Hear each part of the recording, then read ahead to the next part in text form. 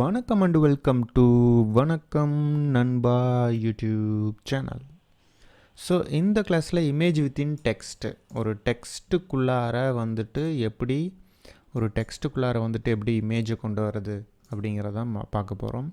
So இது சிம்பிளாக சொல்லணுன்னா வந்துட்டு மாஸ்க் பண்ணுவோம், ஞாபகம் இருக்கா? ஒரு ஒரு ஆப்ஜெக்ட்டுக்குள்ளார ஒரு இமேஜை போடணுன்னா அது மாஸ்கிங்னு சொல்லுவோம். அது வந்துட்டு நம்ம ஒரு கிளிக் பண்ணுறது மூலமாக மாஸ்க் பண்ணலாம். பட் நம்ம இப்போ டைப்பு தான் பார்க்குறோங்கிறனால டெக்ஸ்ட்டுக்குள்ளார எப்படி இமேஜை கொண்டு வருதுங்கிறத நம்ம இப்போ பார்க்க போகிறோம். ஸோ இது வந்துட்டு ரொம்ப சிம்பிள் தான், ரொம்ப சிம்பிளான விஷயந்தான். பட் அது நீங்கள் எப்படி கொண்டு வரீங்கிறத பொறுத்து. இது வந்துட்டு நான் ஹாப்பி தீபாவளி மாற்ற போகிறேன். எல்லோருக்கும் ஹாப்பி தீபாவளி.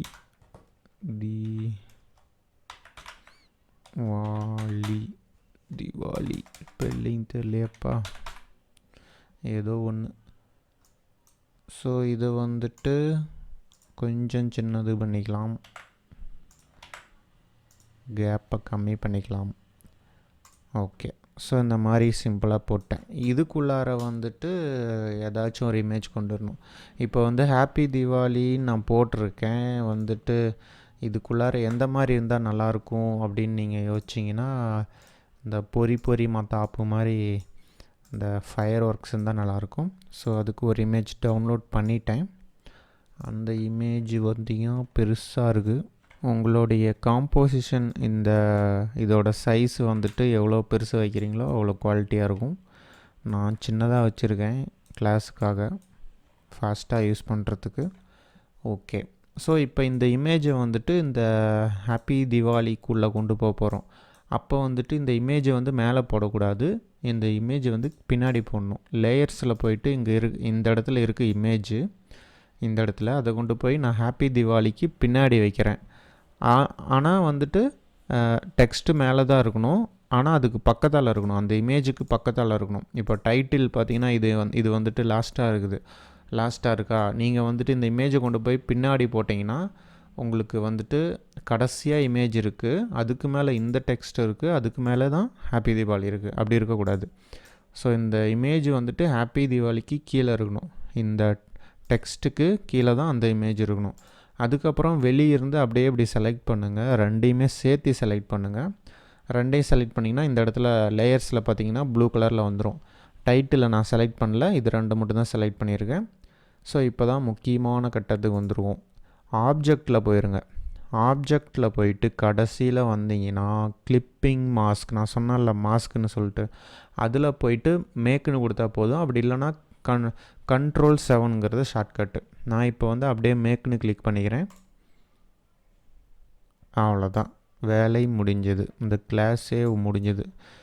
இப்போ வந்துட்டு இதை பண்ணியாச்சு. இதை நீங்கள் கிளிக் பண்ணி நவுத்தும் போது உங்களுக்கு ரெண்டுமே சேர்ந்து தான் நவரும். ஏன்னா இங்கே பாருங்கள், கிளிப் குரூப்னு இருக்குது. அப்படின்னா இது ரெண்டும் குரூப் ஆயிடுச்சு.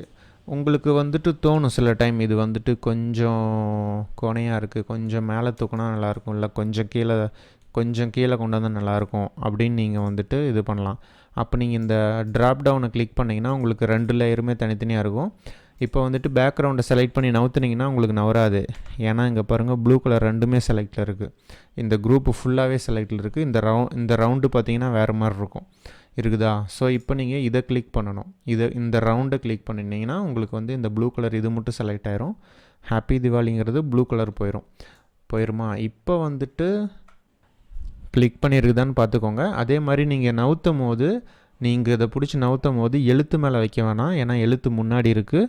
அது மேலே கிளிக் பண்ணி இழுத்திங்கன்னு வச்சுக்கோங்களேன், என்ன ஆகுனா இது மறுபடியும் இது செலக்ட் ஆயிரும். அந்த மாதிரி பண்ணாமல் இதை மட்டும் ஒரு கிளிக் பண்ணிவிட்டு பேக்ரவுண்டை இந்த எழுத்து மேலே மவுஸை வைக்காமல் ஓரத்தில் வச்சு நவுத்துங்க. ஓரத்தில் வச்சு நவுத்தும் போது உங்களுக்கு அந்த இமேஜை வந்து கரெக்ட் பண்ணலாம். ஸோ இந்த மாதிரி கரெக்டாக வச்சுட்டு, இப்போ பார்த்தீங்கன்னா இது ஏல கரெக்டாக ஜொலிக்குதா, அந்த மாதிரி ஏல கரெக்டாக வச்சுட்டு நீங்கள் கீபோர்டு பட்டன் கூட யூஸ் பண்ணலாம், லெஃப்ட்டு ரைட்டு அப்படி வச்சுக்கலாம். ஸோ அதுக்கப்புறம் வெளியே ஒரு கிளிக் பண்ணி இதை ஆஃப் பண்ணிடுங்க, அவ்வளோதான். ஸோ இதெல்லாம் வந்துட்டு இந்த பட்டாசோட பாக்ஸில் வந்துட்டு இந்த மாதிரிலாம் நிறையா பண்ணியிருப்பாங்க, உங்களுக்கு தெரியும். ஸோ அந்த பட்டாசு கம்பெனிலலாம் டெக்ஸ்ட் இந்த மாதிரி தான் பண்ணியிருப்பாங்க.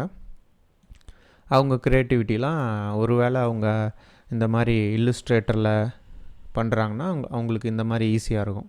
சிம்பிளாக முடிஞ்சிடும். ரெண்டையும் செலக்ட் பண்ணி ஆப்ஜெக்டில் கிளிப்பிங் மாஸ்க் போயிட்டு மாஸ்க் மேக் கொடுத்தா முடிஞ்சிச்சு வேலை. ஸோ இந்த மாதிரி நீங்கள் பண்ணி உங்களுடைய இமேஜை அற்புதமாக போடலாம். வணக்கம் நண்பா விஎன் போட்டு சாமி கும்பிட்ற மாதிரி இருந்தாலும் ஒன்று போட்டு விட்டு மாஸ்க் கொடுத்தா அது செமையாக இருக்கும். ஸோ இந்த மாதிரி இமேஜ் வித்தின் டெக்ஸ்ட்டில் நீங்கள் எல்லாமே பண்ணலாம்.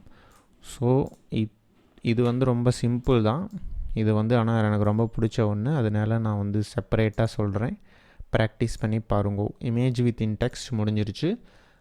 டெக்ஸ்ட் ராப்புங்கிறது வேறு லெவலில் இருக்கும். இந்த நியூஸ் பேப்பர் கம்பெனிஸ்லாம் சூப்பராக யூஸ் பண்ணுவாங்க.